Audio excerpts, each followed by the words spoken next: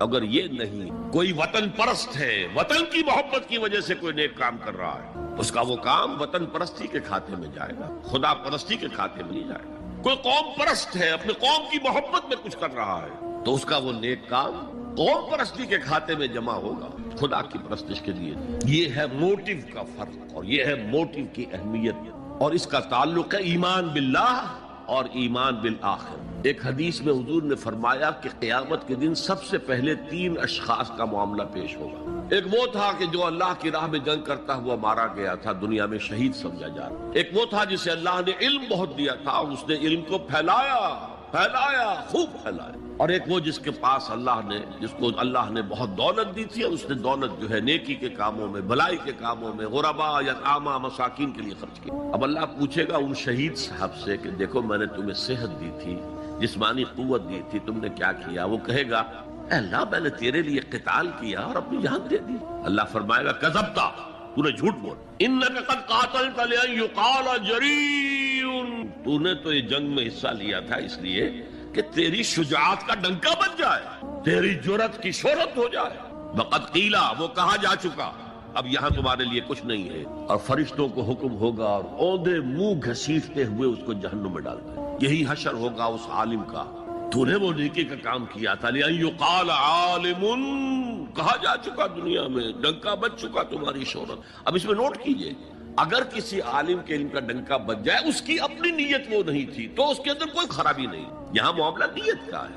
اگر نیت یہ ہو کہ میرے علم کی شہرت ہو، میرے ہاتھ چومے جائیں، مجھے نذرانے پیش کیے جائیں، تو پھر وہی حشر اس کا ہوگا کہ اوندھے منہ گھسیٹ کر جہنم میں ڈال دیا۔ یہی حشر اس سخی کا ہوگا جس نے سخاوت کی تھی، جس کی سخاوت کے ڈنکے بج گئے تھے، اس کا بھی یہی حشر۔ تو انما الاعمال بالنیات، اور یہاں نیکی کی بحث میں سب سے پہلے ولکن البر بر من آمن باللہ والیوم الآخر۔ اب جو والملائکۃ والکتاب والنبیین، ان تینوں کو جمع کر لیجئے، اس سے مراد ہے نبوت اور رسالت۔ ملائکہ وحی کا ذریعہ ہیں جو انبیاء تک لے کر آتے ہیں، اس وحی کا جو ریکارڈ مرتب ہوا وہ کتابیں ہیں، اور جن پر وہ وحی آئی وہ نبی ہیں۔ ان تینوں کو جمع کر رسالت، ایمان باللہ، ایمان بالآخرہ اور ایمان بالرسالت۔ اب اس کا تعلق کیا ہے نیکی کے ساتھ؟ یہ ذرا گہری بات دیکھیے۔ نیکی کا جذبہ بھی، جو انسان کے پیشنز ہوتے ہیں، وہ اندھے بہرے ہوتے ہیں۔ پیشنز، جذبات، نیکی بھی ایک جذبہ ہے۔ کبھی یہ جذبہ حد اعتدال سے تجاوز کر کے بدی بنا دیتا ہے، جیسے رہبانیت، ترک دنیا، شادی نہیں کروں گا، گھر گھرستی کا بکھیڑا مول نہیں لوں گا، بس اللہ سے لو لگاؤں گا۔ ظاہر بات ہے جس نے بھی فیصلہ کیا نیکی کے جذبے کے تحت ہے، لیکن اس کا جو نتیجہ نکلا اکثر و بیشتر پھر حرام کاری ہوئی۔ آپ عیسائیت کی جو ہے ہسٹری آف کرسچین موناسٹسزم، اس کا مطالعہ کیجئے، انہوں نے خود لکھا ہے کہ بظاہر راہب خانے ہیں، راہب اور راہبائیں رہتی ہیں، اور ان کے تہخانوں میں حرامی بچوں کے قبرستان ہو جاتے ہیں۔ یہ نیکی کے جذبے نے بدی کو جنم۔ حضور کے ساتھ ایسا ہوا، 3 اشخاص آئے، انہوں نے حضور کی ازواج مطہرات سے معلوم کیا آپ رات کو کتنا وقت نماز میں لگا، آپ مہینے میں کتنے نفلی روزے رکھتے۔ اب جو کچھ انہیں بتایا گیا، حضور کی زندگی کھلی کتاب تھی، بتا دیا گیا اتنا عرصہ جو ہے آپ رات کو تہجد پڑھتے ہیں، بتا دیا گیا مہینے میں اتنے روزے رکھتے۔ انہوں نے اسے کم سمجھا، فتقالوہا، قلیل سمجھا کہ یہ تو زیادہ نہیں ہے، ہمارا تو خیال تھا کہ آپ ساری رات ہی کھڑے رہتے ہوں۔ لیکن اپنے دل کو مطمئن کرنے کے لیے کہ حضور کی کہیں توہین بھی نہ ہو جائے، کہا جی انہیں تو ضرورت نہیں ہے، وہ تو معصوم ہی ہے، ان کی خطائیں اول تو ہوتی نہیں، اگر کوئی ہے بھی تو اللہ نے کہہ دیا قد غفر اللہ لک ذنبک ما تقدم منہا وما تاخر، اللہ نے تو معاف کر دی اگلے پچھلے سارے گناہ، میرے لیے یہ کام۔ ایک نے کہا میں پوری رات عبادت کروں گا، اپنی قبر بستر سے نہیں لگاؤں۔ دوسرے نے کہا کہ میں ہمیشہ ہر روز روزہ رکھوں گا، کبھی افطار نہیں کروں۔ تیسرے نے کہا میں کوئی شادی بیاہ نہیں کروں گا، یہ کھکیڑ میں نہیں پڑھوں گا۔ حضور کو خبر ہو گئی، آپ نے طلب فرمایا اور غصے کے انداز میں وہ الفاظ کہے کہ جو حضور سے بالکل متوقع نہیں، واللہ انی لاتقاکم واخشاکم، خدا کی قسم میں تم سب سے زیادہ متقی ہوں اور سب سے زیادہ اللہ سے ڈرنے والا ہوں، لیکن میرا طریق یہ ہے کہ میں رات کو سوتا بھی ہوں اور نماز بھی پڑھتا ہوں، میں روزہ رکھتا بھی ہوں، ناغہ بھی کرتا ہوں، میں نے شادیاں کی ہیں، متعدد ازواج میرے گھروں میں ہیں۔ فمن رغب عن سنتی فلیس منی، جو بھی میری سنت سے ہٹا وہ مجھ میں سے نہیں ہے، میرا امتی نہیں۔ تو نیکی کا جذبہ بھی حد اعتدال سے تجاوز کر کے بدی کو جنم دے سکتا ہے۔ ایک صحابی، نوجوان صحابہ میں سے عبداللہ ابن عمرو ابن العاص، عجیب یہ بات ہے کہ باپ جو ہے بہت بڑا سیاستدان، بہت بڑا جری سپہ سالار، بہت بڑا حکمران، حضرت عمرو بن العاص، بیٹا نہایت زاہد و عابد، مرتاس، زاہد مرتاس، ساری رات کھڑے ہیں بستر سے کمر ہی نہیں، ہر روز روزے سے۔ یہ خبر دی گئی حضور کو تو آپ نے طلب فرمایا، یا عبداللہ اولم اخبر انک تقوم اللیل وتصوم النہار، اے عبداللہ مجھے یہ خبر نہیں دی گئی ہے، یعنی یہ بات جو ہے صحیح ہے کہ نہیں ہے کہ تم ساری رات عبادت کرتے ہو، ہر روز روزہ رکھتے ہو؟ کیا کہہ سکتے تھے؟ بلا یا رسول اللہ، حضور ایسا تو ہے۔ فرمایا لا تفعل، ہرگز ایسا مت کرو، فإن لزوجك عليك حقا وإن لزورك عليك حقا بل إن لنفسك عليك حقا، تمہارے نفس کے بھی تم پر حقوق ہیں، تمہاری بیوی کے بھی تم پر حقوق۔ ان کی زوجہ سے کسی نے پوچھا تھا تم ہمیشہ میلی کچیلی رہتی ہو، کبھی ہم نے تمہیں کسی اچھے لباس میں کس کوئی جسے سنگھار کہہ دیتے کہ یہ بھی نہیں دیکھا؟ تو ان کا کہ مجھے کیا غرض ہے، تمہارے بھائی کو تو مجھ سے کوئی غرض ہے ہی نہیں، میں کس کے لیے بناؤ سنگھار کروں؟ یہ بھی الفاظ آتے ہیں۔ فرمایا ہرگز مت کرو، میں تو کرتا ہوں، میں روزے بھی رکھتا ہوں لیکن نہیں بھی رکھتا، میں نماز پڑھتا ہوں لیکن سوتا بھی، میری بیویاں ہیں متعدد، تو میری سنت اگر تم نے چھوڑ دی تو تمہارا مجھ سے کوئی تعلق نہیں ہوگا۔ اس کا مطلب کیا ہوا؟ تو سمپ نیکی کا ایک ماڈل بھی سامنے رہنا چاہیے جس میں توازن ہو، اعتدال۔ انبیاء وہ توازن پیش کرتے ہیں اپنے کردار اور شخصیت کے ذریعے۔ وہ جو فرمایا گیا لقد کان لکم فی رسول اللہ اسوۃ حسنہ، تمہارے لیے اللہ کے رسول کی شخصیت میں ایک اچھا نمونہ ہے، یہ نمونہ معتدل متوازن ہے۔ حضرت عائشہ فرماتی ہیں حضور ہمارے مابین تشریف فرما ہوتے تھے، پیار اور محبت کی باتیں بھی ہوتی تھیں۔ حضور ہمارے ہاں کے جو ذرا زیادہ دیندار، جنہیں زیادہ مسالہ لگ جاتا ہے، وہ کرخت مزاج کے گھروں میں بھی معلوم ہوا داخل کیا ہوا قیامت آ گئی ہے، تو اس طرح کا نہیں تھا معاملہ، اپنی بیویوں کی دل جوئی، ان سے محبت اور پیار کی باتیں۔ لیکن حضرت عائشہ فرماتی ہے کہ ہمارے درمیان بیٹھے ہوتے تھے اور پیار و محبت کی گفتگو ہو رہی ہوتی تھی، اذان کی آواز آتے ہی ایسے ہی اٹھ کر چل دیتے تھے جیسے ہمیں جانتے بھی نہیں کہ ہم کون ہیں۔ یہ توازن پیدا کرو، ترک دنیا نہیں، دنیا میں رہو اور پھر وہ کردار پیش کرو جو محمد نے پیش کیا صلی اللہ علیہ وسلم اور آپ کے صحابہ نے۔ دنیا میں رہتے ہوئے ترک دنیا، ترک دنیا اس معنی میں دنیا مقصود نہ بن جائے، مطلوب نہ بن جائے، لا مقصود الا اللہ، لا مطلوب الا اللہ، لا محبوب الا اللہ۔ تو یہ ہے اس نیکی کی بحث میں ایمان بالرسالت کا معاملہ۔ اب آگے چلتے ہیں، وَآتَ الْمَالَ عَلَىٰ حُبِّهِ، اور دیتا ہے وہ اپنا مال، یا دیا اس نے اپنا مال اس مال کی محبت کے باوجود، علی الرغم۔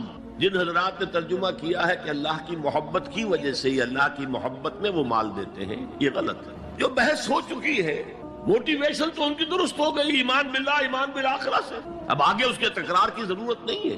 اور عربی میں کسی کی محبت میں کوئی شے آئے تو فی یا لام آئے گا، علی آتا ہے مخالفت کے لیے، علی الرغم۔ مال محبوب ہے، کس کو نہیں ہے؟ زین للناس حب الشہوات من النساء والبنین والقناطر المقنطرۃ من الذهب والفضة والخیل المسومۃ والانعام والحرث۔ انسان کی سرشت کو اللہ سے زیادہ جاننے والا کون ہے؟ وہ فرما رہا ہے، سورہ آل عمران کی آیت ہے، مزین کر دی گئی ہے انسانوں کے لیے محبت بیویوں کی، بیٹوں کی، اور ڈھیروں مال کی، سونے کی اور چاندی کی، اور گھوڑے وہ کہ جو پیڈگری والے ہوں اور جو بہت اعلیٰ نسل کے ہوں، خیل المسومہ، نشان زدہ گھوڑے، اور مال ہو، بھیڑیں بکریوں کو گلے کے گلے ہوں، اور گائے اور بیل ہوں، اور یہ ساری چیزیں محبوب ہیں۔ اس محبت کے خلاف عمل کرتے ہوئے مال خرچ کرنا تبھی تو مجاہدہ ہے۔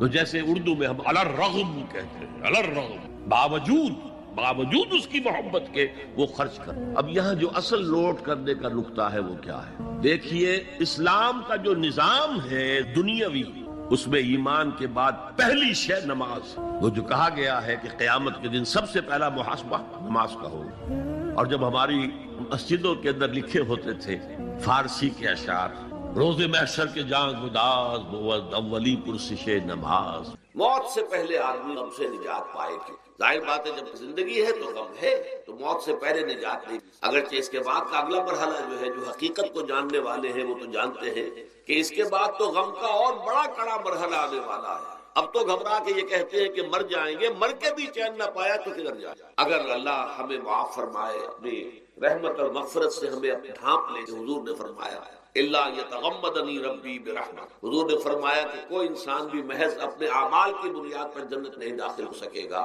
جب تک کہ رحمت خداوندی دستگیری نہ کرے۔ کسی صحابی نے بڑی ہمت کی، بڑے جرأت کا معاملہ کیا، پوچھ لیا کیا حضور آپ بھی، ظاہر بات ہے آپ بھی انسان ہے، آپ بھی بشر ہے، قرآن مجید میں کہلوایا گیا ہے وَإِنَّمَا أَنَا بَشَرٌ مِثْلُكُمْ۔ تو اگر آپ کہتے ہیں کوئی انسان جنت میں داخل نہیں ہو سکے گا محض اپنے اعمال کی بنیاد پر جب تک کہ رحمت خداوندی دستگیری نہ کرے، تو کیا آپ بھی اس قاعدہ کلیہ میں شامل ہیں؟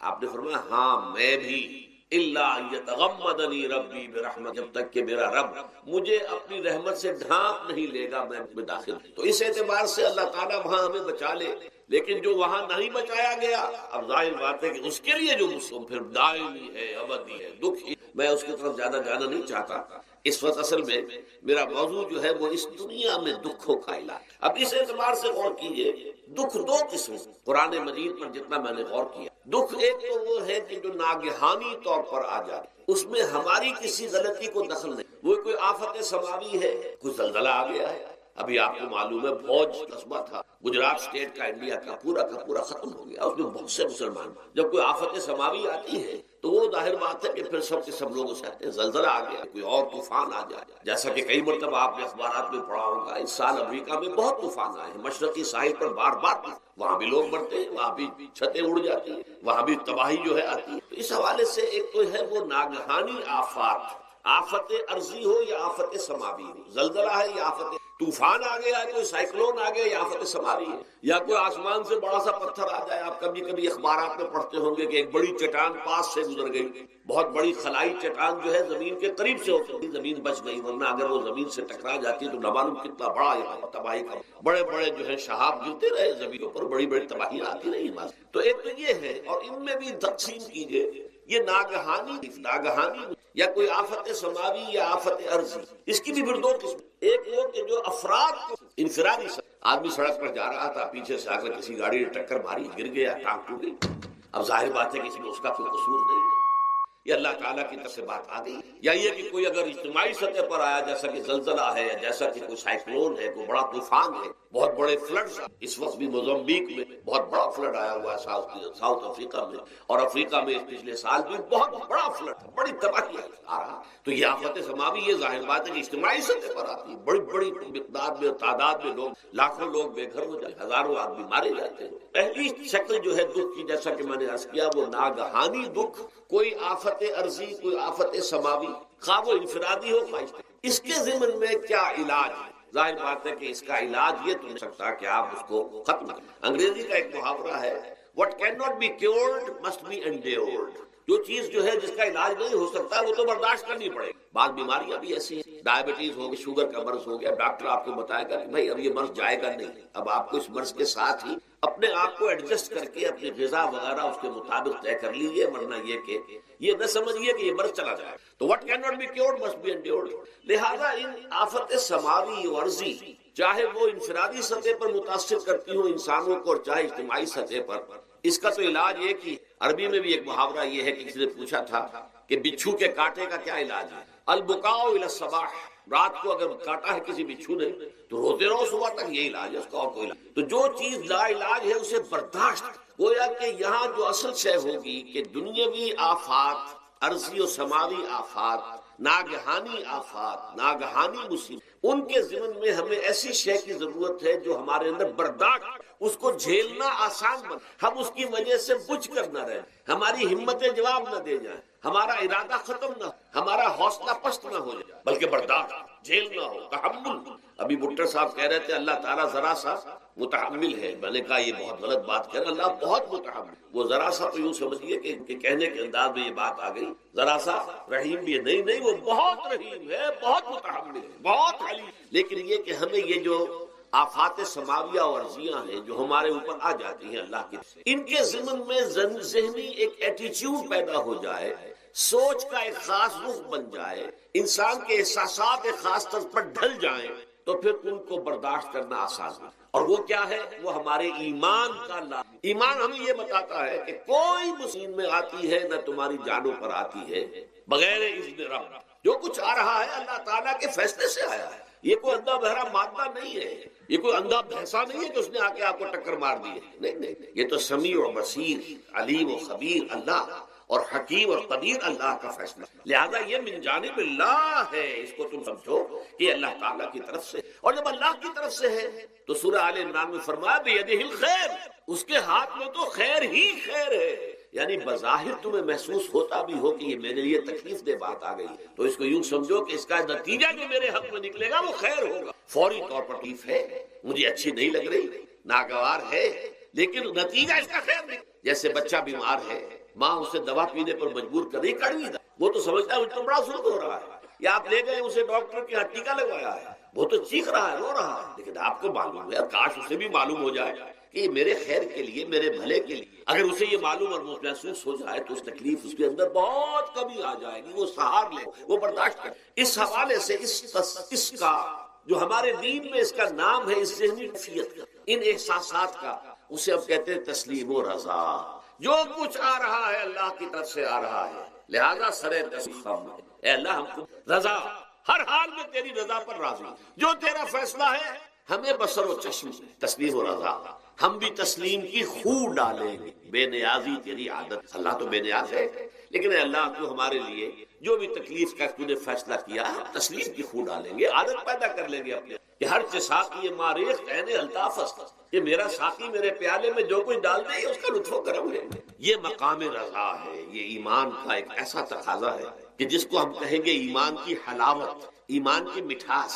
اگر آپ کا منہ کڑوا ہو جائے تو آپ چینی کھاتے ہیں تاکہ منہ کا ذائقہ ٹھیک ہو جائے۔ اگر تکالیف کی وجہ سے، دکھ کی وجہ سے آپ کے احساسات کے اندر کوئی خرابی پیدا ہو رہی ہے، یہ جو مقام رضا ہے یہ اس کے لیے قند ہے، یہ اس کے لیے چینی ہے، یہ اس کے لیے شہد ہے، یہ اس کی تلخی کو ضائع کر دینے والی کہ اللہ تیری رضا سے راضی و رضائے رب۔ اب اس کے ضمن میں سمجھئے، یہ تو اصولی بات میں نے آپ کو بتائی، اس کی تین کیفیات ہو سکتی ہیں کیوں اللہ کی طرف سے آتی ہے۔ سب سے پہلی شے ہے، اب وہ جو آیات میں نے سنائی تھی وہ سن لیجئے پہلے ترجمہ۔ سورہ تغابن میں فرمایا ما صاب من مصیبت الا باللہ، دیکھو کوئی مصیبت تم پر نہیں آ سکتی، نہیں آتی مگر اللہ کے۔ ومن یؤمن باللہ، اور جو شخص اللہ پر ایمان رکھتا ہو یہد قلبہ، اللہ اس کے دل کو ہدایت دے، اس کے دل کو سکون عطا کر، وہ راضی برضائے رب، اس میں شکوہ نہیں رہتا، اس میں شکایت نہیں، اس میں تلخی نہیں، کیوں ہو گیا، کیسے ہو گیا، کیوں ہو گیا، نہیں ہونا چاہیے۔ یہ سارا جو پیچ آدمی کھاتا ہے اندر ہی اندر،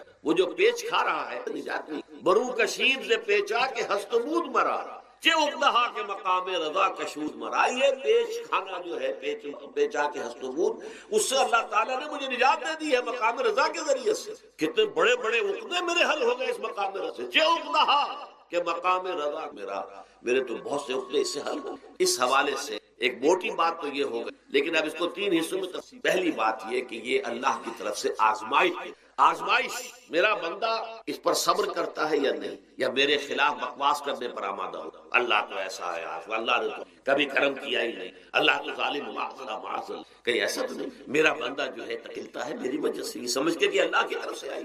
یہ صبر، یہ بہت بڑی کامیابی ہے اگر انسان کو۔ اور اس صبر کے نتیجے میں دو اور باتیں، یہ مضامین علیحدہ دروس کے اندر آتے رہے ہیں لیکن آج ایک نئے عنوان کے تحت جمع ہوگا۔ پہلی بات یہ ہوتی ہے کہ یہ امتحان کا نتیجہ کیا نکلتا ہے کہ آپ نے ایک امتحان پاس کیا تو آپ کے اگلے درجے میں ترقی، 5ویں کا امتحان پاس کر لیا نا، میں جائیں گے، اب 6ٹھی کا امتحان پاس کریں گے تو 7ویں کا پاس کریں گے تو 8ویں۔ درجہ بدرجہ انسان کی دینی، ایمانی اور روحانی ترقی کا ذریعہ یہ آزمائش ہے۔ جتنا اس میں صبر ہوگا، جتنا اس میں تسلیم و رضا جو ہے آپ حاصل کرتے جائیں گے تو آپ کے درجے بلند لے جائیں گے، آپ کا امتحان کڑے سے کڑا آئے گا، بڑے سے بڑا آئے گا، مشکل سے مشکل تر آئے گا۔ ایک وقت میں ایم اے کا امتحان بھی آپ کو دے، ایک وقت میں ہو سکتا ہے پی ایچ ڈی کے لیے تھیسس آپ لکھیں، پھر اس کے اوپر جو ہے ٹیم بیٹھی ہوئی اور آپ سے وہ بحث کرے، جرا کرے آپ سے، وہ بھی کرنا ہوگا۔ لیکن یہ کہ اگر پرائمری ہی میں فیل ہو گئے تو اس کا سوال ہی پیدا نہیں ہوتا کہ کبھی آپ ایم اے کا یا پی ایچ ڈی کا تھیسس۔ اور اسی کو دوسرے انداز میں کہا گیا ہے قرآن مجید میں، وَلِيُبْلِيَ الْمُؤْمِنِينَ مِنْهُ بَلَاءً حَسَنًا، اصل میں ابلا کہتے ہیں، بلا یبلو جو ہے عربی زبان میں آتا ہے آزمانا، خلق الموت والحیات لیبلوکم ایکم احسن عملا، یہی معنی ابتلا کے بھی، ابتلا یبتلی آزمان، ابلا یبلی جو آتا ہے باب افعال سے، اس میں آتا ہے کسی کو کسی تکلیف میں ڈال کر اس کو نکھارنا، کہ اس کا جوہر نکھر جائے، اس کے اندر جو خیر ہے وہ اور چمک جائے، لوگوں کو بھی معلوم ہو جائے کہ یہ شخص اس مقام کا اہل ہے، اس کے اندر یہ صلاحیت ہے، اس میں یہ قوت موجود۔ تو یہ گویا کہ اہل ایمان کی صلاحیتوں کو نکھارنے کے اور ان کے درجات کی ترقی کے لیے بھی اللہ تعالیٰ دنیا کے اندر یہ مصیبتیں اور امتحانات آزمائش کے حوالے سے افراد پر بھی اجتماعی طور اور ایک اس کا اور بھی اہل ایمان پر اس طرح کے ابتلاء و آزمائش کی ایک نوعیت اور بھی، اور وہ یہ ہے کہ جو بھی آپ سے غیر ارادی طور پر یا یہ کہ آپ نے کوئی گناہ ارادی طور پر بھی کر لیا، اللہ تعالیٰ اس کی سزا اسی دنیا میں دے کر آخرت کی سزا سے محفوظ۔ گویا کہ اس سے بڑا خیر کیا ہوگا؟ یہاں کی سزا کیا ہے؟ جھیل لی آپ نے، بخار آ گیا، ٹانگ ٹوٹ گئی، چلیے 3 مہینے آپ بستر پر پڑے رہے نا، اور کیا ہوا؟ لیکن یہ کہ آخرت کی سزا ملتی بہت، لہذا کفارہ بناتا ہے اللہ تعالیٰ، ان جو بھی گناہ ہو گئے غلطیاں ہو ان کا کفارہ اللہ تعالیٰ بندہ مومن کے لیے۔ حضور کی ایک حدیث ہے، اس کا متن مجھے اس وقت یاد نہیں، کہ مومن کا معاملہ عجیب ہے، اسے کوئی تکلیف پہنچتی ہے صبر کرتا ہے، وہ اس کے گناہوں کا کفارہ بن جائے، اور اگر کوئی خوبی ملتی ہے تو اللہ تعالیٰ کا شکر ادا کرتا ہے، اس کے درجات بلند ہو جائے۔ تو یہ معاملہ جو ہے اللہ تعالیٰ کی طرف سے بندہ مومن کے حق میں خیر، کہ در حقیقت اس کے ان گناہوں کی پاداش کہ جو اس نے یہاں کر لیے ہیں یہی دنیا میں دے کر دھو دیا جائے، پاک کر۔ جیسے آپ کو معلوم ہے دھوبی جو ہے کپڑے کو بھٹی میں چڑھاتا ہے، گرم پانی میں ڈالتا ہے، نہیں ڈالتا، تاکہ اس کا میل نکلے، اس کے آگے پٹکتا بھی ہے ذرا اس کو تاکہ وہ میل اچھی طرح چھٹ جائے اس سے۔ اسی طرح اگر دنیا میں ہمارے میل چھٹ جائیں، دنیا میں اگر ہمارے گناہ دھل جائیں تو یہ بڑے نفع کا ہے، بڑے نفع کا ہے، بڑے نفع۔ اس اعتبار سے آپ غور کیجئے کہ اگر یہ حقائق ہمارے سامنے تو کیا کوئی تکلیف دنیا کی ہمیں بھاری محسوس ہوگی؟ ہمیں تو بتایا یہ گیا ہے کہ عسیٰ ان تکرہوا شیئا وہو خیر لکم، حامیم والکتاب انا جعلناہ قرآنا عربیا لعلکم تعقلون وَإِنَّهُ فِي أُمِّ الْكِتَابِ لَدَيْنَا لَعَلِيٌّ حَكِيمٌ۔ وقال تبارك وتعالى كما ورد في سورة الواقعة فلا أقسم بمواقع وإنه لقسم لو تعلمون عظيم إنه لقرآن كريم في كتاب لا يمسه إلا المطهرون تنزيل من رب العالمين۔ وقال عز وجل كما ورد في آخر سورة الفجر بل هو قرآن في لوح محفوظ۔ صدق الله العظيم۔ رب اشرح لي صدري ويسر لي أمري واحلل عقدة من لساني يفقهوا قولي۔ اللهم ربنا ألهمنا رشدنا وأعذنا من شرور، اللهم أرنا الحق حقا وارزقنا اتباعه وأرنا الباطل باطلا اجتنابه۔ اللهم ارحمنا بالقرآن العظيم واجعله لنا إماما ونورا وهدى ورحمة۔ اللهم ذكرنا منه ما نسينا وعلمنا منه ما جهلنا وارزقنا تلاوته آناء الليل وآناء النهار واجعله لنا حجة يا رب العالمين آمین۔ تعارف سب سے پہلی بات جو سمجھنے کی ہے وہ یہ کہ قرآن مجید کے بارے میں ہمارا اجمالی عقیدہ کیا، یہ 3 جملوں پر مشتمل ہو سکتا ہے۔ ہمارے نزدیک قرآن اللہ کا کلام جو محمد الرسول اللہ صلی اللہ علیہ وسلم پر نازل، اور تیسرے یہ کہ یہ مکمل محفوظ شکل موجود ہے بنوعاً، اس میں نہ کوئی تحریف ہوئی ہے نہ کوئی تبدیل۔ یہ کم سے کم 3 اجزاء ہیں ہمارے عقیدے کے قرآن مجید کے بارے میں۔ لیکن اب اس کی کچھ علمی توضیحات۔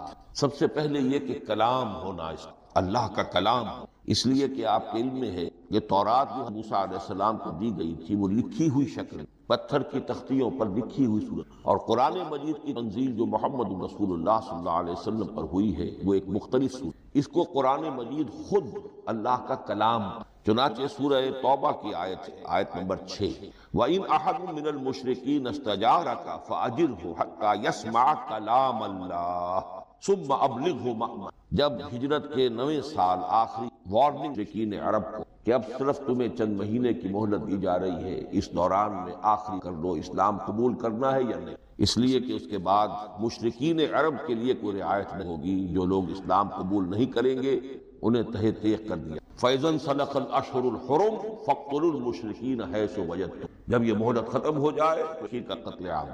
اس کی وضاحت پھر جب سورہ توبہ ہم پڑھیں گے تو اس وقت ہوگی۔ اس وقت یقیناً ذہن میں کچھ اشکالات آئیں گے لیکن اس وقت اس ضمن میں تفصیلی بحث کا موقع نہیں۔ اب اس میں ایک استثناء رکھا گیا کہ ایک مشرک ہے، وہ چاہتا ہے کہ اتنا بڑا چیلنج جو ہمیں دے دیا گیا تو ہمیں موقع دیا جائے کہ ہم آئیں، آپ کے پاس بیٹھیں، کچھ دن رہیں، اللہ کا کلام سنیں، آپ کیا بات منوانا چاہیں، اس کے لیے کیا دلائل ہیں، اس کو اچھی طرح سمجھیں، اس کا ہمیں موقع ہونا چاہیے۔ اس کے لیے یہ آیت نازل ہوئی کہ وَإِنْ أَحَدٌ مِّنَ الْمُشْرِكِينَ اسْتَجَارَ، اے نبی اگر ان مشرکین میں سے کوئی شخص آپ سے پناہ طلب کرے فَأَجِرْ، اسے پناہ دی، حَتَّى يَسْمَعَ كَلَامَ اللَّهِ، یہاں تک کہ وہ اللہ کا کلام سن، ثُمَّ أَبْلِغْهُ مَأْمَنًا، پھر یہ بھی نہیں کہ اسی وقت اسے کہا جائے کہ تم مانتے ہو یا نہیں، پھر اسے اس کے امن کے مقام پر پہنچا دو۔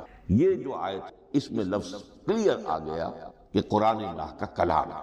لیکن اب اسی دل کے اوٹ میں پہاڑ والا مسئلہ ہے، ٹپ آف آئس برگ، اس کے نیچے وہ کتنا بڑا تودا ہوتا، کلام جو ہے اللہ تعالیٰ، اور یہ بڑا مسئلہ گہرا ہے، اور علم کلام کا ایک بڑا پیچیدہ مسئلہ کہ ذات باری تعالیٰ اور اس کی صفات کے مابین کیا ربط و تعلق، آیا صفات ذات کا جز ہیں، جزو لا ینفک ہے، حصہ ہے، یا کچھ زائد برزہ، جس کو علامہ اقبال نے ایک جگہ کہا ہے صفات ذات حق سے جدا یا عین۔ یہ ہمارے علم کلام کا ایک بڑا پیچ، لیکن یہ کہ اس میں متکلمین کا جو تقریباً اجماعی ہے وہ دو لفظوں میں آتا، لا عین ولا غیر، اللہ کی صفات نہ تو اس کی ذات کا عین ہے نہ اس کی ذات سے غیر، بہت پیچیدہ شکل ہے، اور یہ بھی اس وقت کا میرا موضوع نہیں ہے، میں صرف کسی اور موضوع کے لیے صرف حوالے دے۔ بہرحال قرآن مجید کا جو تعلق ہے ذات باری تعالیٰ، وہ اس مسئلے سے بخوبی واضح ہے کہ چونکہ یہ اللہ تعالیٰ کی صفت ہے، اور صفت کو ہم یہ نہیں کہہ سکتے کہ وہ ذات باری تعالیٰ سے جدا ہے،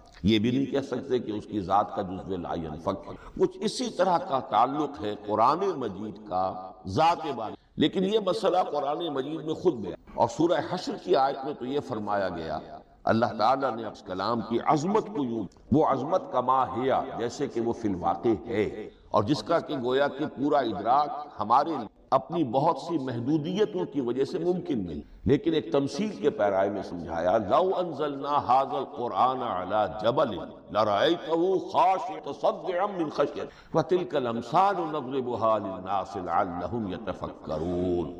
اگر ہم نے اس قرآن کو کسی پہاڑ پر اتار دیا تو تم دیکھتے کہ وہ دب جاتا اور پھٹ جاتا اللہ کے خوف سے۔ اور یہ مثالیں ہیں جو ہم لوگوں کے لیے بیان کرتے ہیں تاکہ وہ غور کریں، تدبر سمجھیں۔ ما لا یدرک کلہ لا یترک کلہ، اگرچہ بتمام و کمال عظمت قرآن کا فہم ان کے لیے ممکن نہیں ہے، لیکن کسی درجے میں تو کچھ انعکاس اس کا ہو جائے، کچھ اندازہ ہو جائے، انسان اپنی ذہنی سطح کے اعتبار سے اس کی مناسبت سے کسی درجے میں عظمت قرآن کا اندازہ کر لے، تو اللہ تعالیٰ کے ان الفاظ کو سامنے رکھے کہ لو انزلنا ھذا القرآن علی جبل لرأیتہ خاشعا متصدعا من اللہ۔ اب اس آیت کو سمجھنے کے لیے سورہ اعراف کی آیت نمبر 143 پڑھنا ہوگا، اسی اصول کے تحت کہ القرآن یفسر بعضہ بعضا، قرآن کا ایک حصہ دوسرے حصے کی تشریح کر۔ وہاں یہ واقعہ بیان ہوا ہے کہ حضرت موسیٰ علیہ السلام کو جب اللہ تعالیٰ نے کوہ طور پر طلب فرمایا 30 راتوں، جس میں بعد میں 10 کا اضافہ کرے وہ ایک 40 رات کا دن رات، اس موقع پر جو مخاطبہ الہی، مکالمہ الہی سے مشرف ہوئے حضرت موسیٰ علیہ السلام، تو ان کی آتش شوق بھڑک گئی، اور انہوں نے بڑی جرت کر کے یہ درخواست کی، رب ارنی انظر، پروردگار مجھے اپنا دیدار دیا، مجھے موقع عنایت فرما، میں تجھے دیکھ سکوں۔ یہ ان کی وہ آتش شوق تھا، لیکن جواب کیا ملا؟ لن ترا، تو مجھے ہرگز نہیں، ولیکن انظر الی الجبل فإن استقر مکانا فسوف، لیکن ظاہر بات ہے کہ حضرت موسیٰ علیہ السلام کو بات سمجھانے کے لیے مشاہدہ بھی کرانا تھا۔ فرمایا تم سکتے، البتہ اس سامنے کے پہاڑ پر ہم اس پر اپنی ایک تجلی ڈالیں۔ یہ اگلی الفاظ کے اندر وضاحت ہے، میں یہاں پہلے سے بیان کر رہا ہوں سمجھانے کے لیے۔ اگر وہ پہاڑ ہماری اس تجلی کو، تجلی کسے کہتے ہیں؟ جلا، روشنی، تو اللہ تعالیٰ کی طرف سے وہ خاص نور کا جب پرتو ہوتا ہے کسی شے پر تو وہ اس کی تجلی، ہم اپنی ایک تجلی اس پہاڑ پر ڈالیں گے، اگر وہ اس کو جھیل جائے، اپنی جگہ کھڑا رہ جائے، تو تم سمجھنا کہ شاید تم بھی ہمیں دے۔ فلما تجلی ربہ للجبل، اب یہاں وہ لفظ آ گیا، جب اللہ نے تجلی اپنی پہاڑ پر ڈالی، جعلہ دکا وخر موسیٰ صعقا، وہ پہاڑ ریزہ ریزہ ہو اور حضرت موسیٰ بے ہوش ہو اب یہ بے ہوش ہو کر گر جانا، جبکہ وہ تجلی براہ راست بھی نہیں، بالواسطہ مشاہدہ جو کر رہے حضرت موسیٰ وہ بالواسطہ تجلی پہاڑ پر، لیکن یہ کہ اس کا بھی بالواسطہ اس کا جو ہوا ہے، اس کی جو تاثیر ہوئی حضرت موسیٰ علیہ السلام پر کہ وہ اس کی تاب نہ لا سکے۔ اور یہاں سے یہ بات سمجھ میں کہ یہ تجلی یہ ذات باری تعالیٰ جس نے کوہ طور کو جلا کر بھسم کر ٹکڑے ٹکڑے کر دیا، ریزہ ریزہ کر، اب ذات الہی کے ساتھ جو تعلق ہے کلام الہی کا، اور یہ صفت جو لا عین ولا غیر کے درجے میں ہے ذات کے ساتھ، تو وہی تاسیس کلام الہی۔ لو انزلنا هذا القرآن على جبل لرأيته خاشعا متصدعا من خشية الله وتلك الامثال نضربها للناس لعلهم يتفكرون۔ اس حقیقت کو اس دور میں اپنے مطالعے کی محدودیت کا اعتراف کرتے ہوئے عرض کر رہا ہوں کہ میرے نزد جس قدر پرشکوہ انداز میں علامہ اقبال نے اسی کیفیت، وہ شاید اس کی کوئی مثال نہ۔ فاش گویم آنچ در دل مزمر است، یہ کتابیں نیست چیزیں دیگر، میں صاف ہی کہہ دیتا ہوں جو میرے دل، فاش گویم آنچ، یہ کتابیں نہیں، اس قرآن کو کتاب مت، یہ کچھ اور ہے، چیزیں دیگر است۔ اب وہ چیزیں دیگر کیا ہے؟ وہی جو میں نے عرض کیا، ذات باری تعالیٰ اور کلام کا صفت باری تعالیٰ ہونا، اس کے بنا پر جو مناسبت ہے، جو قرب ہے، جو مشابہت ہے، مثل حق پنہاؤ ہم داست زندہ و پائن و یاس، اس کلام میں اللہ تعالیٰ کی ساری صفات کا انعکاس ہے۔ یہ بات ویسے بھی سمجھ میں آتی، کوئی شخص ذرا گفتگو کرے، چند جملے جب وہ ادا کرے گا اپنی زبان سے، تو معلوم ہو جائے گا کہ اس کے فہم کا، اس کی دانش کا، اس کے مطالعے کا حدود اربع کیا ہے، اور اس کے ذہن کی سطح سمجھ میں آ جائے گی۔ اس لیے کہ کلام جو ہے وہ متکلم کی پوری شخصیت کی عکاسی، تانت بازی راگ پایا، چند جملے کسی نے کہا، پتہ چل گیا کہ یہ کس سطح کے آدمی ہیں، علمی اعتبار سے، معلوماتی تہذیبی اعتبار سے کلچرڈ ہیں یا نہیں، یہ ساری باتیں۔ تو اللہ تعالیٰ کی جملہ صفات کا عکس اس قرآن میں، ان میں سے جن چند چیزوں کا ذکر علامہ نے شعر میں کیا، وہ جو سورہ حدید کی آیت ہے، هو الاول والآخر والظاہر والباطن، اللہ الظاہر بھی ہے الباطن، اتنا ظاہر کہ اس سے زیادہ ظاہر کوئی شے نہیں، اور اتنا باطن اس سے زیادہ چھپی ہوئی کوئی شے۔ اسی لیے حضور سے جو منقول ہیں الفاظ کہ پروردگار انت الظاہر فلیس فوقک شیء وانت الباطن فلیس دونک شیء، یہی کیفیت قرآن کی، مثل حق پنہاؤ ہم پیداست، پنہا بھی ہے جیسے ذات بات، اور جیسے اللہ تعالیٰ کی شان ہے جو آیت الکرسی کے شروع میں آئی، الحی القیوم، مثل حق پنہاؤ ہم پیداست، تو زندہ ہو پائندہ ہو۔ یہ قرآن جو ہے اللہ تعالیٰ صفات کا ایک عکس اپنے۔ اس سے ذرا آگے کلام کے بارے میں، اب کلام الہی ظاہر بات ہے کہ صفت ہے، اور صفت قدیم ہے، اللہ کی صفات حادث نہیں، اللہ کی ذات بھی قدیم ہمیشہ، اور اس کی صفات بھی قدیم ہمیشہ، اور یہ جو کلام الہی ہے ظاہر بات ہے کہ یہ جو ہماری زبان کے حروف و اصوات ہے، کلام الہی تو ان سے منزہ ہے، مبرہ ہے، ماورا ہے،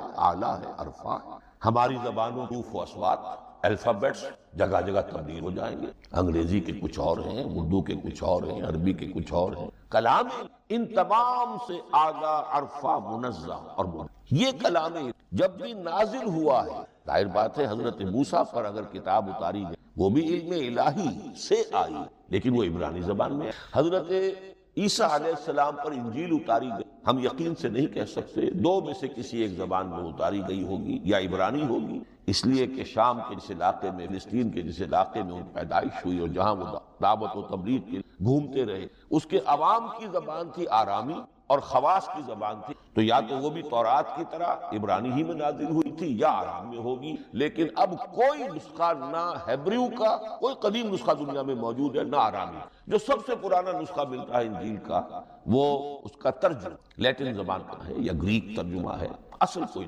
بہرحال جب وہ کلام الہی محمد رسول اللہ پر نازل، اب اس نے حروف و اصوات کا وہ جامہ پہنا کہ جو عربی زبان، یہی وجہ دیکھیے میں نے جو آیت سورہ حامیم، یہ جو سلسلہ سور ہے اس میں سے سورہ زخرف کی آیت میں نے آپ کو سنائی، حامیم والکتاب المبین انا جعلناہ قرآنا عربیا لعلکم تعقلون، ہم نے بنا دیا ہے اپنے اس کلام کو قرآن عربی، اس کو عربی حروف و اصوات کا جامع ہم نے پہنا دیا.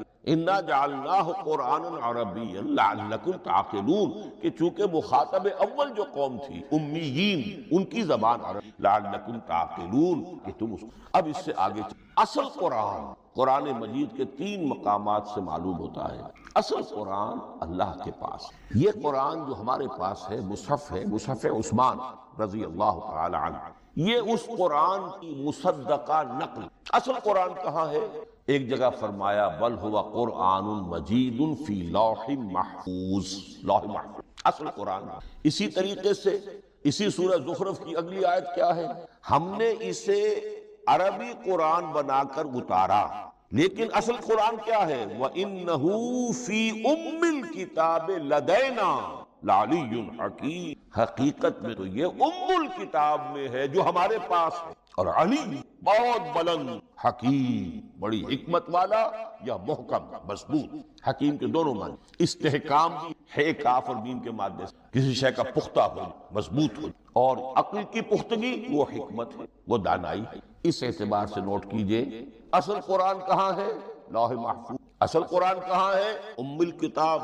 اسی کو کہا گیا ہے ایک اور مقام پر فی صحف مکرمۃ مرفوعۃ مطہرۃ بایدی سفرۃ کرام بررہ. یہ قرآن، اصل قرآن تو بڑے صحیفوں میں، ان صحیفوں میں ہے، ان صفحات میں ہے، ان اوراق میں، جس کی شان کیا ہے؟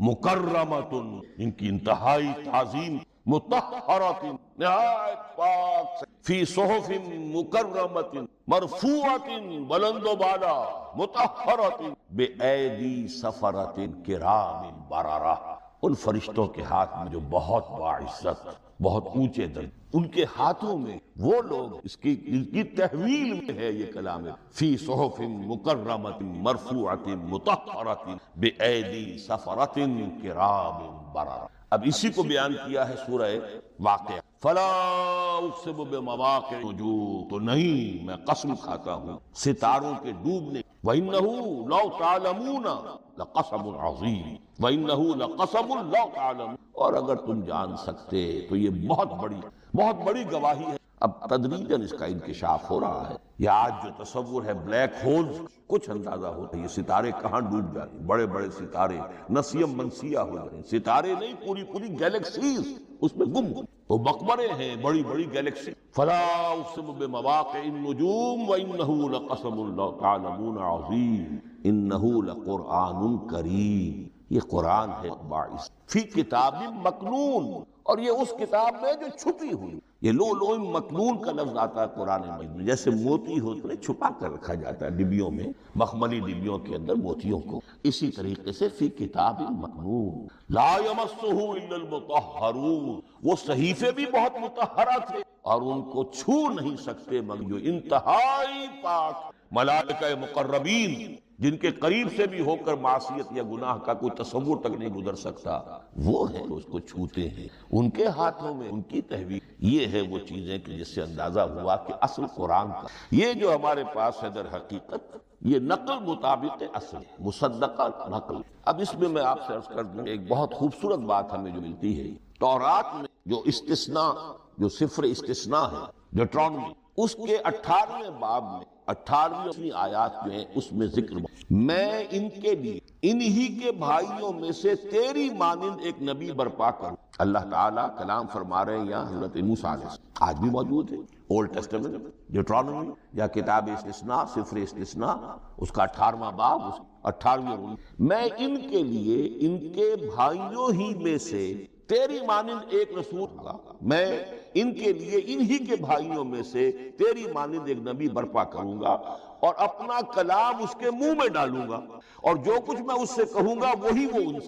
یہ ہے جو پیشین گوئی ہے محمد الرسول اللہ صلی اللہ علیہ وسلم. اور یہاں وہ فرق واضح کیا، اے موسیٰ تم سے تو یا تو ہم نے کلام کیا ہے یا تمہیں جو کتاب دی ہے وہ لکھی، لیکن جو نبی تیری ہی مانند میں برپا کروں گا. اب اس میں بھی نوٹ کی بات ہے کہ حضرت موسیٰ کے مشابہ نبی اکرم صلی اللہ علیہ وسلم کے سوا کوئی نبی نہیں. صاحب کتاب وہ بھی تھے، صاحب کتاب محمد، صاحب امت وہ بھی اور صاحب امت محمد تیری مانند، صاحب شریعت حضرت عیسیٰ صاحب شریعت نہیں، شریعت موسوی ہی کو نافذ، ان کی حیثیت دین موسوی کے مجدد تھی۔ ویسے نبی تھے، اللہ کے فضل و کرم سے نبی تھے، کوئی شک نہیں، رسول تھے، لیکن یہ کہ ان کے کام کی نوعیت اس لیے کہ کوئی نئی شریعت نہیں آئے۔ اب بھی انجیل میں الفاظ موجود ہیں، don't think I have come to destroy law, the Mosaic law جسے شریعت موسوی وہ تم پر نافذ رہے، تم اس کی پابندی کرو، چونکہ صاحب شریعت رسول یا موسیٰ یا محمد صلی اللہ علیہ وسلم، تو میں ان کے بھائیوں میں سے، اب بھائی کون ہوں گے؟ ظاہر بات ہے بنی اسرائیل، ان کے کزنز کون ہیں؟ اسماعیل۔ بنی اسرائیلی تو جو بھی نبی ہے وہ انہی میں سے ہے، ان کے بھائیوں میں سے، تو بھائی تو ہوگا، ان کا کزن ہوگا، اب وہ کون ہے؟ تو ان کے بھائیوں میں سے گویا کہ غیر اسرائیلی جو ان کے قریب ترین قرابت دار ہوں گے وہ بنو اسرائیل۔ تیرے مانند صاحب شریعت میں برپا کروں گا، لیکن اس پر جو میرا کلام اترے گا وہ کس شکل میں اترے گا؟ میں اپنا کلام اس کے منہ میں ڈالوں گا، اور پھر وہ جو کچھ کہے گا وہ وہی کہے گا جو میں نے کہا ہے۔ اب اس کے حوالے سے ایک بہت اہم بات سمجھیجئے، اور قرآن مجید کے دو اہم مقامات کی وضاحت اس سے ہو جائے گی۔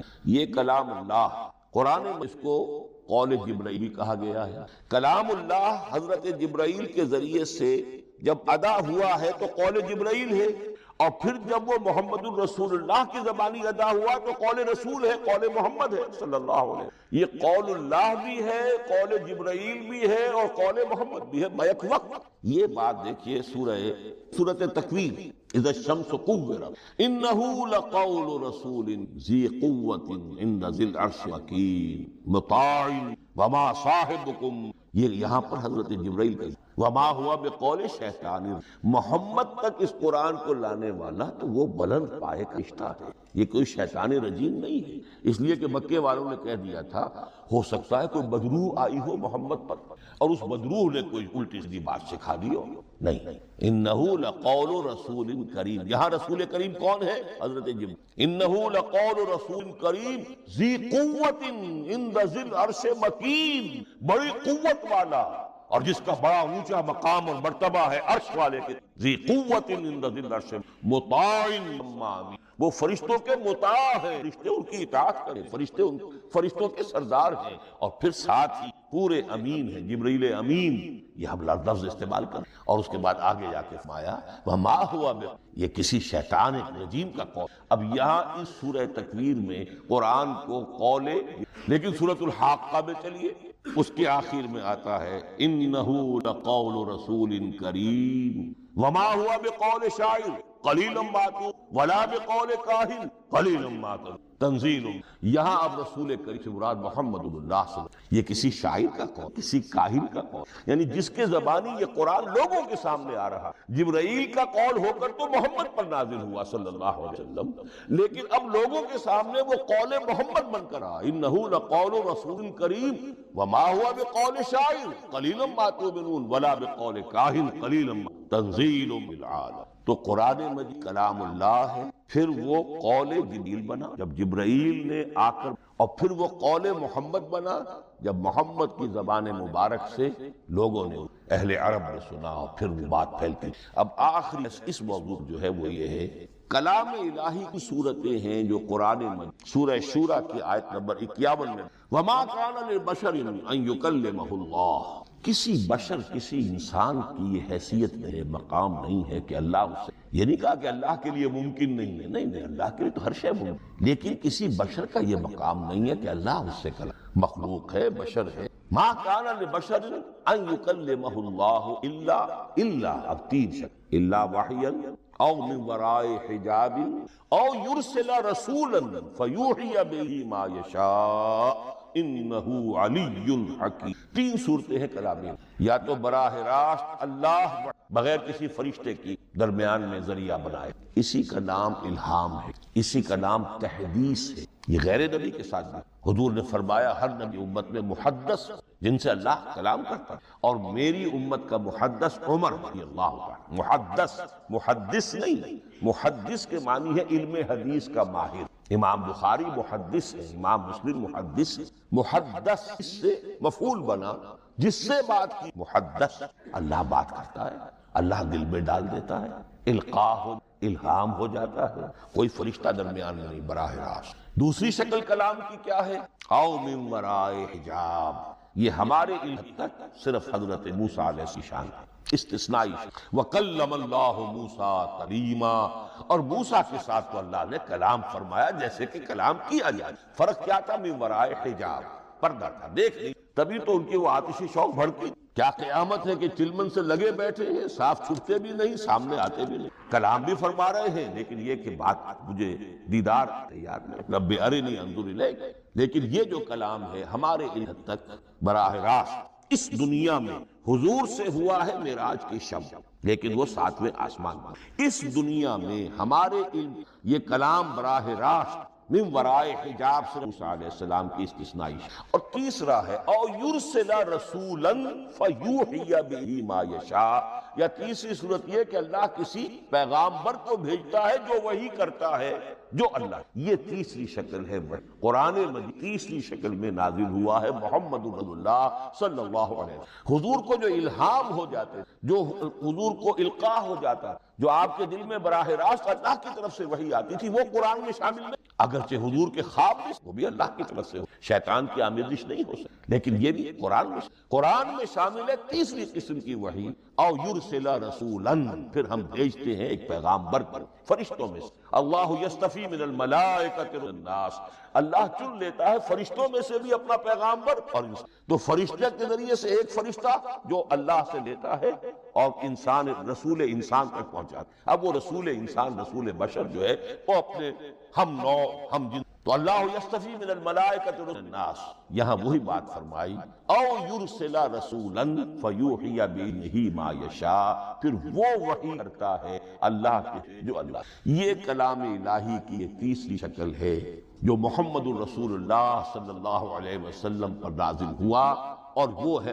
اب ایک اور بحث کرنی ہے، وہ یہ ہے کہ حضور پر جو اس کا نزول ہوا اس کی کیفیات کیا۔ دو الفاظ استعمال ہوتے ہیں، انزال بھی اور تنزیل، ان دونوں میں فرق ہے، اس کو نوٹ کریں۔ لغوی اعتبار سے جان لینا چاہیے، نزل ینزل کسی کا خود اترنا، نازل ہونا، اترنا۔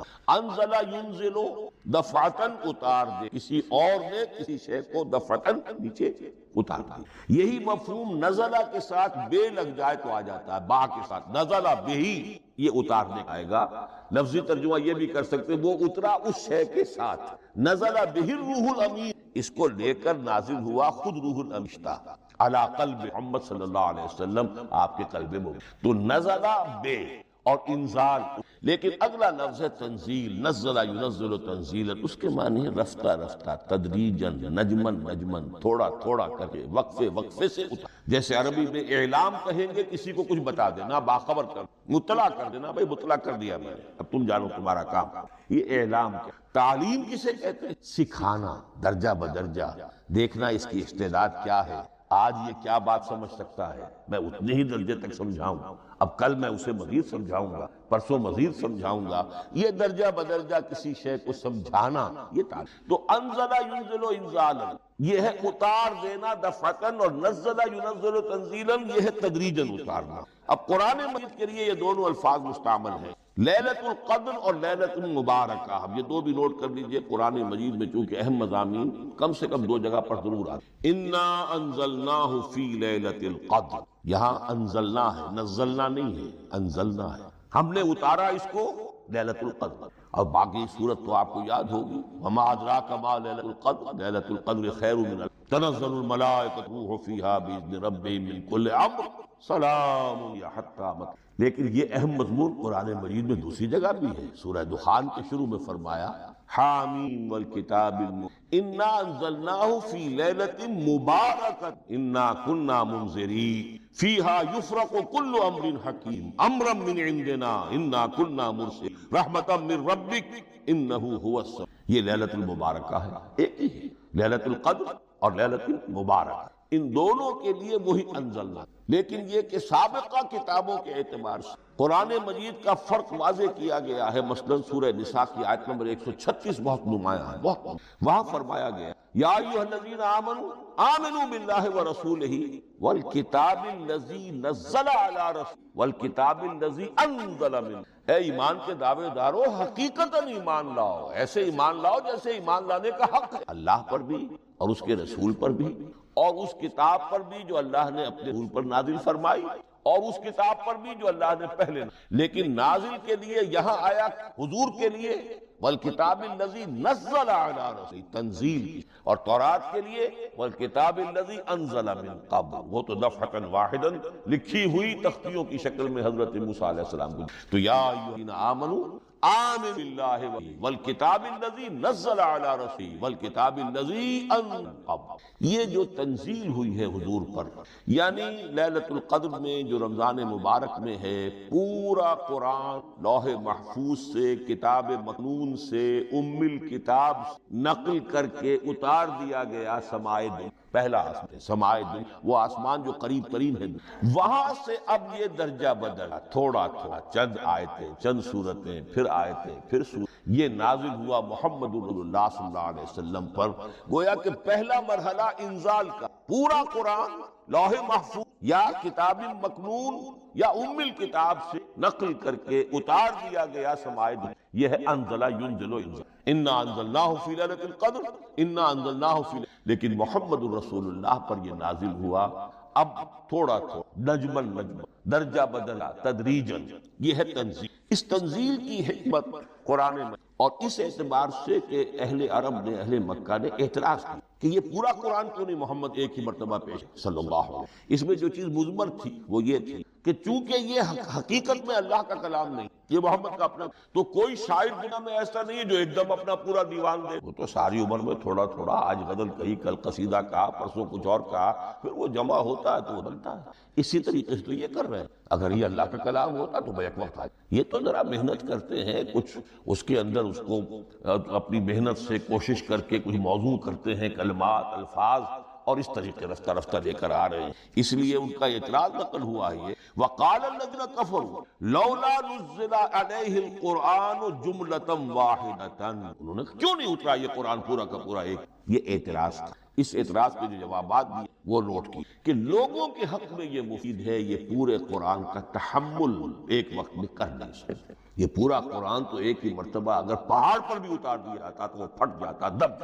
وَقُرْآنًا فَرَقْنَاهُ لِتَقْرَأَهُ عَلَى النَّاسِ عَلَى مُكْثٍ وَنَزَّلْنَاهُ تَنزِيلًا، سورہ بنی اسرائیل آیت، یہ وہ قرآن ہے ہم نے جس کو ٹکڑے ٹکڑے کر کے فرق توڑ دیا، تھوڑا تھوڑا کر کے ہم نے کر دیا، لِتَقْرَأَهُ عَلَى النَّاسِ عَلَى مُكْثٍ، تاکہ آپ اسے پڑھ کر سنائے لوگوں کو وقفے وقفے سے، تاکہ وہ سہار سے، سنبھال سے، برداشت کر سکیں۔ وَنَزَّلْنَاهُ تَنزِيلًا، اسی وجہ سے ہم نے اسے نازل کیا ہے بطرز تنزیل، بطرز انزال نہیں، بطرز تنزیل۔ وَقُرْآنًا فَرَقْنَاهُ لِتَقْرَأَهُ عَلَى النَّاسِ عَلَى مُكْثٍ وَنَزَّلْنَاهُ، ایک حکمت تو ہو گئی عوام کی، ایک حکمت خود رسول کے لیے صلی اللہ علیہ وسلم، كَذَلِكَ لِنُثَبِّتَ بِهِ فُؤَادَكَ وَرَتَّلْنَاهُ تَرْتِيلًا، اب ذرا نوٹ کی، قلب محمدی کے لیے بھی اس پورے کلام کا ایک دم سہار آسان، یہ اس لیے، یہ اسی سورہ الفرقان کی جو آیت کا میں نے ایک حصہ آپ کو سنا دیا تھا، اسی کے اندر اس کا جواب آیا ہے، اسی آیت میں، آیت نمبر 32 ہے یہ سورہ فرقان کی۔ وَقَالَ الَّذِينَ كَفَرُوا لَوْلَا نُزِّلَ عَلَيْهِ الْقُرْآنُ جُمْلَةً وَاحِدَةً، یہ اعتراض ہے، جواب کیا ہے؟ كَذَلِكَ لِنُثَبِّتَ بِهِ فُؤَادَكَ، ہم نے یہ اس لیے کیا ہے نبی کہ اس کے ذریعے سے آپ کے دل کو ٹھہراؤ اور جماؤ، یہ ایک دم اِنَّا سَنُلْقِي عَلَيْكَ قَوْلًا ثَقِيلًا، بڑا بھاری، ناقابل برداشت، تاکہ رفتہ رفتہ آپ کا دل، اس کے اندر تقویت بڑھتی، اس کے اندر اور اس کا تحمل جو ہے اس کی صلاحیت بڑھتی۔ كَذَلِكَ لِنُثَبِّتَ بِهِ فُؤَادَكَ وَرَتَّلْنَاهُ تَرْتِيلًا، اسی لیے ہم نے تھوڑا تھوڑا کر کے، وَلَا يَأْتُونَكَ بِمَثَلٍ إِلَّا جِئْنَاكَ بِالْحَقِّ وَأَحْسَنَ تَفْسِيرًا، فرمایا کہ یہ لوگ جو بھی اعتراض کریں گے ہم اس کا جواب بھی، تعویل بھی آپ کو۔ اب اگلی بحث یہ ہے یہ قرآن کب اور کہاں نازل، یہ عام معلومات، پیچیدگی نہیں ہے، لیکن اس کی اہمیت ہے بہت، وہ میں انشاءاللہ اگلی بحث میں جبکہ قرآن کے سمجھنے کے جو اصول ہیں ان کو بیان کروں گا تو وضاحت سے بات آئے گی۔ یہ کہ یہ عام معلومات کی ایک ہمارے ذہن میں خاکہ رہنا چاہیے، زمان و مکان کا کیا رشتہ ہے قرآن نازل کب ہوا؟ ہمارا چونکہ عام طور پر جو معمول ہے، ہم تو جو کرسچین ایرا ہے اس کے حوالے سے ہمارے ذہن سارا حساب کتاب ہے، تو سن 610 سے لے کر 632 عیسوی تک شمسی حساب سے 22 سالوں میں قرآن نازل۔ 571 حضور کی ولادت کا سال ہے، 571۔ 610 میں آپ 19 سال کے ہوئے، لیکن قمری حساب سے 610 میں قرآن کی، اور 632 میں آپ کا انتقال ہوا۔ 22 برس زمانی اعتبار سے رکھیے، اور اسے ہم اگر دوسرے حساب سے کہیں گے تو وہ جو ابرہہ آیا تھا بیت اللہ کو ڈھانے کے لیے، وہ سال عربوں میں بہت مشہور تھا، اور وہی سال حضور کی ولادت، تو عام الفضول کی ولادت ہوئی، لہذا 40 عام قرآن مجید کا نزول شروع ہوا، اور 11 ہجری یہ 23 برس بنتے ہیں قمری۔ ایک رائے یہ بھی ہے کہ قرآن کا نزول 20 برس، اور اس میں وضاحت یہ ہے کہ پہلے 3 سال اللہ تعالیٰ نے ایک فرشتے کو حضرت اسرافیل علیہ السلام کو معمور کیا تھا حضور کی تعلیم۔ دنیاوی اعتبار سے کوئی تعلیم کی، آپ نے دنیاوی اعتبار سے کسی کے سامنے زانو تلمس نہیں کیا، کہیں کوئی تعلیم حاصل نہیں کی، کہیں کوئی تحصیل علم نہیں کی، لیکن اللہ تعالیٰ علمہ شدید القویٰ، اللہ تعالیٰ نے جو سکھایا ہے، جو علم انہیں عطا کیا ہے۔ تو ایک روایت یہ، اور اس کے بعد پھر قرآن نازل ہوا، تو قرآن نازل ہوا، لیکن وہ لوگ بھی مانتے ہیں کہ سورہ علق کی آیتیں نازل ہوئی تھی پھر 3 برس کا وقت۔ سورہ علق کی آیتیں کیا ہے؟ جو پہلی وحی ہے، اقرا بسم خلق خلق الانسان من علق اقرا وربک الاکرم الذی علم بالقلم علم الانسان ما لم یعلم۔ گویا کہ بسم اللہ ہو رہی ہے محمد اللہ صلی اللہ علیہ وسلم کی تعلیم، اور جن گھرانوں یہ رواج ابھی تک چل رہا ہو، بسم اللہ بچے کراتے ہیں، ایک تقریب کی شکل میں منعقد کرتے ہیں، ہمارے ہاں یہ رواج تھا، اب ہم چھوڑ چکے کہ جو تقریب بھی حضور کی اور صحابہ کی سے ثابت، ہمیں کوشش کرنی چاہیے کہ ان تقریبات کا سلسلہ منقطع ما انا علیہ واصحابی، ہماری تقریبات جو وہ بس وہیں تک محدود رہیں۔ بہرحال وہ جو ایک چلتی ہے روایت، 4 سال 4 مہینے 4 دن بچی ہے تو بسم اللہ یہی آیتیں پڑھی جاتی، پڑھ تو نہیں سکتا، انگلی رکھ کر پڑھانے والا کوئی عالم بیٹھ جاتا ہے سامنے، وہ نہاد ہو بچہ یا ہوئی ہے، اور اس کو اقرا بسم ربک الذی خلق خلق الانسان من علق اقرا وربک الاکرم الذی علم بالقلم علم الانسان ما لم یعلم۔ اب اس میں تو سارا پڑھنے پر زور، حصول علم پر زور ہے، کسی تبلیغ کا حکم ہی نہیں، ابھی رسالت کا کرا کچھ بھی نہیں، اس میں تو قیامت کا بھی کوئی نہیں۔ اب اس کے بعد روایت یہ ہے کہ 3 برس تک پھر حضرت اسرافیل دن رات ان کے ساتھ رہے، اور آپ کی، اور پھر 30 کے بعد پھر واللہ عالم۔ لیکن یہ کہ جب سورہ اقرا نازل ہو چکی ہے، اس کی 5 آیتیں، تو وہ 3 برس بھی اس کا وقفہ شمار ہو، زمانہ نزول پھر وہی 23۔ اسی کے ساتھ میں نے عرض کیا تھا کہ دوسری بات یہ کہاں نازل، ایک لفظ میں لیجئے، یہ حجاز جزیرہ نمائے عرب کا ایک خاص حصہ ہے، پہاڑی، یوں سمجھ لیجئے، اس کو ذہن میں رکھیں، جزیرہ نمائے عرب جو ہے وہ شمال سے جنوب کی طرف چوڑا ہوتا ہے، شمال میں شام اور عراق کی طرف جاتا ہے تو وہ تنگ ہے، پھر نیچے چوڑا ہو رہا ہے۔ اس کا جو مغربی ساحل ہے، جس پر جدہ کی بندرگاہ بھی، امبو کی، اس کے کہیں وہ ایک میدان شروع ہوتا ہے ساحل سے، کہیں وہ بہت مختصر ہے، کہیں خاصا چوڑا ہے، اس کو کہتے ہیں تہامہ۔ پھر ایک پہاڑی اس کو کہتے ہیں حجاز۔